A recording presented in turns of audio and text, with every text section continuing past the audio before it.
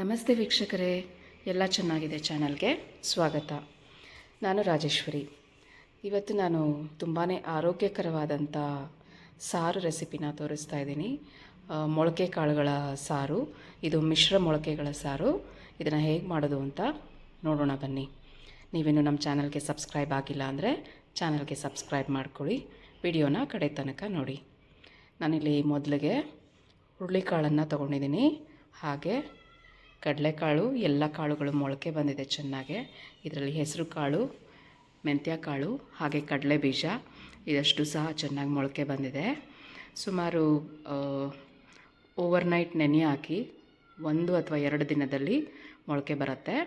ಈಗ ಒಂದು ಕುಕ್ಕರ್ಗೆ ಸ್ವಲ್ಪ ಹುರುಳಿಕಾಳು, ಹಾಗೆ ಕಡಲೆಕಾಳು, ಹಾಗೆ ಹೆಸರು ಕಾಳು, ಮೆಂತ್ಯ ಕಾಳು, ಕಡಲೆ ಬೀಜನ ಸೇರಿಸ್ಕೊಳ್ಳೋಣ. ನನಗೆ ಒಮ್ಮೆ ತೊಳೆದು ಅಭ್ಯಾಸ ಈ ಕಾಳುಗಳನ್ನೆಲ್ಲ, ಹಾಗಾಗಿ ಒಮ್ಮೆ ತೊಳ್ಕೊಂಡು ಇಟ್ಕೋತೀನಿ. ಈಗ ಇದಕ್ಕೆ ಒಂದು ಹೆಚ್ಚಿರುವಂಥ ಆಲೂಗಡ್ಡೆ ಮೀಡಿಯಮಾಗಿ ಹೆಚ್ಕೊಳ್ಳಿ, ತುಂಬ ಸಣ್ಣಗೇನು ಬೇಡ. ಹಾಗೆ ಮುಳುಗುವಷ್ಟು ನೀರನ್ನು ಸೇರಿಸ್ಕೊಳ್ಳೋಣ. ಈಗ ಇದನ್ನು ಕುಕ್ಕರ್ ಲಿಡ್ ಮುಚ್ಚಿ 4ರಿಂದ 5 ವಿಸಿಲ್ ಕುಕ್ಕರ್ನ ಕೂಗಿಸ್ಕೋಬೇಕಾಗತ್ತೆ. ಕಾಳುಗಳೆಲ್ಲ ಚೆನ್ನಾಗಿ ಸಾಫ್ಟಾಗಿ ಬೆಂದಷ್ಟು ಸಾರು ತುಂಬ ರುಚಿಯಾಗುತ್ತೆ. ಈಗ ಅದಕ್ಕೆ ಒಂದು ಮಸಾಲೆನ ರೆಡಿ ಮಾಡ್ಕೊಳ್ಳೋಣ. ಕುಕ್ಕರು ಕೂಗಿ ಆರೋ ಅಷ್ಟರಲ್ಲಿ ಒಂದು ಪ್ಯಾನ್ಗೆ ನಾನಿಲ್ಲಿ 1 ಟೇಬಲ್ ಚಮಚ ಆಗುವಷ್ಟು ಎಣ್ಣೆನ ಸೇರಿಸ್ಕೊಂಡಿದ್ದೀನಿ.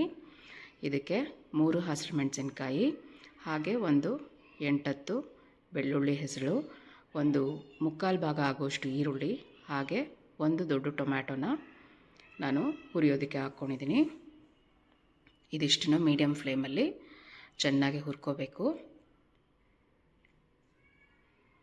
ಈ ಸಾರು ತುಂಬಾ ಟೇಸ್ಟಿಯಾಗುತ್ತೆ ಮುದ್ದೆ ಮತ್ತು ಅನ್ನದ ಜೊತೆಲಿ.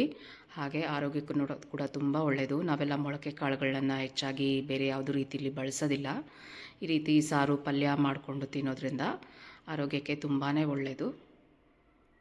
ನೋಡಿ, ಈ ರೀತಿ 3/4 ಭಾಗ ಫ್ರೈ ಆದ ನಂತರ 1/4 ಭಾಗದಷ್ಟು ಹೆಚ್ಚಿಟ್ಕೊಂಡಿರೋ ತೆಂಗಿನಕಾಯಿ ಪೀಸು, ಹಾಗೆ ಒಂದು ದಪ್ಪ ನಿಂಬೆಹಣ್ಣು ಗಾತ್ರದಷ್ಟು ಹುಣಸೆಹಣ್ಣನ್ನು ತೊಳೆದು ಹಾಕ್ಕೋತಾ ಇದ್ದೀನಿ.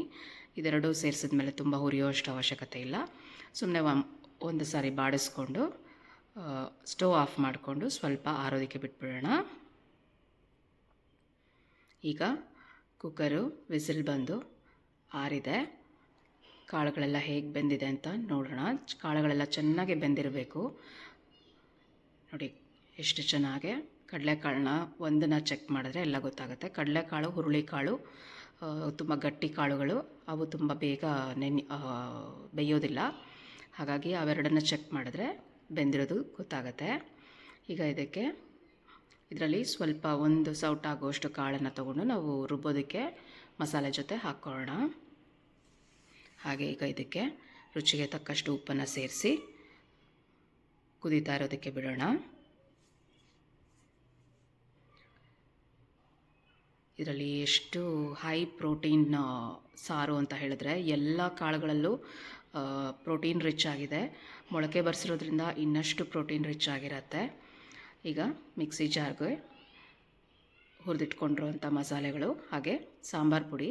ಕಾಳು ಸಾರಿಗೆ ಸ್ವಲ್ಪ ಸಾಂಬಾರು ಪುಡಿ ಜಾಸ್ತಿ ಬೇಕಾಗತ್ತೆ. ಹಾಗಾಗಿ ನಾನು 2.5 ಚಮಚದಷ್ಟು ಪೂರ್ತಿ ಚಮಚದಷ್ಟು ಹಾಕ್ಕೊಂಡಿದ್ದೀನಿ. ಇದನ್ನು ನೀರು ಹಾಕ್ಕೊಂಡು ಚೆನ್ನಾಗಿ ರುಬ್ಕೊಂಡಿದ್ದೀನಿ. ಇದನ್ನು ಈಗ ಕುದೀತಾ ಇರೋವಂಥ ಕಾಳುಗಳಿಗೆ ಸೇರಿಸ್ಕೊಳ್ಳೋಣ. ಈಗ ನೀರು ಎಷ್ಟು ಬೇಕು ನೋಡಿಕೊಂಡು ಮಿಕ್ಸಿ ಜಾರ್ಗೂ ಸಹ ಹಾಕ್ಕೊಂಡು ಇದಕ್ಕೆ ಸೇರಿಸ್ಕೊಳ್ಳೋಣ. ನಿಮಗೆ ಯಾವ ಹದಕ್ಕೆ ಬೇಕು ನೋಡಿಕೊಂಡು ಹಾಕ್ಕೊಳ್ಳಿ.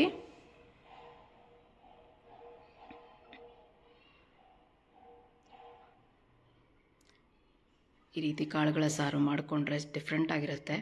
ದಿನನಿತ್ಯದ ಬೇಳೆ ಸಾರಿಗಿಂತ ಸ್ವಲ್ಪ ಡಿಫ್ರೆಂಟಾಗಿ ಆಗುತ್ತೆ, ಟೇಸ್ಟಿಯಾಗಿ ಆಗುತ್ತೆ, ಹಾಗೂ ಆರೋಗ್ಯಕರವಾಗೂ ಆಗುತ್ತೆ. ನೀವು ಸಹ ನಿಮ್ಮ ಮನೆಯಲ್ಲಿ ಒಮ್ಮೆ ಈ ರೀತಿ ಮೊಳಕೆ ಕಾಳುಗಳ ಸಾರನ್ನು ಮಾಡ್ಕೊಳ್ಳಿ. ಹೇಗೆ ಬಂತು ಅಂತ ಕಮೆಂಟ್ ಸೆಕ್ಷನಲ್ಲಿ ತಿಳಿಸಿ. ನಾನೀಗ ಒಂದು ಸಣ್ಣ ಚಮಚದಷ್ಟು ಬೆಲ್ಲನ ಸೇರಿಸ್ಕೊಂಡಿದ್ದೀನಿ. ಈಗ ಇದನ್ನೆಲ್ಲನೂ ಚೆನ್ನಾಗಿ ಕುದಿಯೋದಕ್ಕೆ ಬಿಟ್ಬಿಡೋಣ. ಇದು ಕುದಿಯೋ ಅಷ್ಟರಲ್ಲಿ ಒಂದು ಒಗ್ಗರಣೆನ ಮಾಡ್ಕೊಳ್ಳೋಣ. ಒಂದು ಪ್ಯಾನ್ಗೆ ನಾನಿಲ್ಲಿ 1 ಚಮಚ ಆಗುವಷ್ಟು ಎಣ್ಣೆನ ಹಾಕ್ಕೊಂಡಿದ್ದೀನಿ. ಎಣ್ಣೆ ಬಿಸಿ ಆದ ನಂತರ 1 ಚಮಚ ಸಾಸಿವೆ, 1 ಚಮಚ ಜೀರಿಗೆ, ಹಾಗೆ ಸ್ವಲ್ಪ ಹಿಂಗು, ಕರಿಬೇವಿನ ಸೊಪ್ಪು,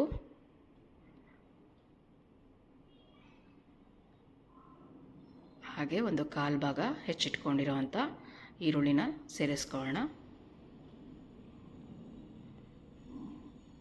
ಒಂದು ದೊಡ್ಡ ಈರುಳ್ಳಿನಲ್ಲಿ ಮುಕ್ಕಾಲು ಈರುಳ್ಳಿನ ನಾನು ಹುರಿಯೋದಕ್ಕೆ ಹಾಕ್ಕೊಂಡಿದ್ದೆ. ಇನ್ನು ಕಾಲು ಈರುಳ್ಳಿನ ಒಗ್ಗರಣೆಗೆ ಹಾಕ್ಕೊಳ್ತಾ ಇದ್ದೀನಿ. ಇದಷ್ಟು ಚೆನ್ನಾಗಿ ಈರುಳ್ಳಿ ಸಾಫ್ಟಾಗಿ ಕಂದು ಬಣ್ಣ ಬರೋಷ್ಟು ಆದ ನಂತರ ನಾವಿದನ್ನು ಸಾರಿಗೆ ಸೇರಿಸ್ಕೊಳ್ಳೋಣ.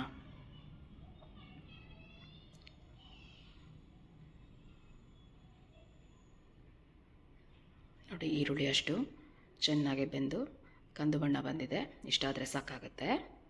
ಈ ಕಡೆ ಸಾರು ಸಹ ಚೆನ್ನಾಗಿ ಕುದ್ದು ಈಗ ಒಗ್ಗರಣೆನ ಹಾಕ್ಕೊಂಡಿದ್ದೀನಿ. ಹಾಗೆ ಸಣ್ಣದಾಗಿ ಹೆಚ್ಚಿಟ್ಕೊಂಡಿರುವಂಥ ಕೊತ್ತಂಬರಿ ಸೊಪ್ಪನ್ನು ಸಹ ಸೇರಿಸ್ಕೊಳ್ಳೋಣ. ಈಗ ಇದಷ್ಟನ್ನು ಚೆನ್ನಾಗಿ ಕುದಿಸ್ಕೊಂಡ್ರೆ ಮೊಳಕೆ ಕಾಳುಗಳ ಸಾರು ನಮಗೆ ಮುದ್ದೆ ಅಥವಾ ಅನ್ನದ ಜೊತೆ ತಿನ್ನೋದಕ್ಕೆ ಸಿದ್ಧ ಆಯಿತು. ಇದೇ ರೀತಿ ಮತ್ತಷ್ಟು ವೀಡಿಯೋನ ನಾವು ನಮ್ಮ ಚಾನಲ್ನಲ್ಲಿ ಪೋಸ್ಟ್ ಮಾಡ್ತಾ ಇರ್ತೀವಿ. ಚಾನಲನ್ನು ಫಾಲೋ ಮಾಡಿ, ಲೈಕ್ ಮಾಡಿ, ಶೇರ್ ಮಾಡಿ, ಹಾಗೂ ಚಾನಲ್ಗೆ ಸಬ್ಸ್ಕ್ರೈಬ್ ಮಾಡೋದನ್ನು ಮರಿಬೇಡಿ. ನೋಡಿ, ಎಷ್ಟು ಚೆನ್ನಾಗಿ ಘಮ ಘಮ ಅಂತ ಮೊಳಕೆ ಕಾಳುಗಳ ಸಾಂಬಾರು ತಿನ್ನೋದಕ್ಕೆ ರೆಡಿ ಆಯಿತು. ಚೆನ್ನಾಗಿ ಕುದಿಸ್ಕೊಂಡು ಸ್ಟವ್ ಆರಿಸ್ಕೊಂಬಿಟ್ರೆ ಸಾಕಾಗುತ್ತೆ. ನೀವು ಸಹ ಖುಷಿಯಾಗಿ ತಿನ್ನಿ, ಖುಷಿಯಾಗಿರಿ. Thank you for watching. ಧನ್ಯವಾದ.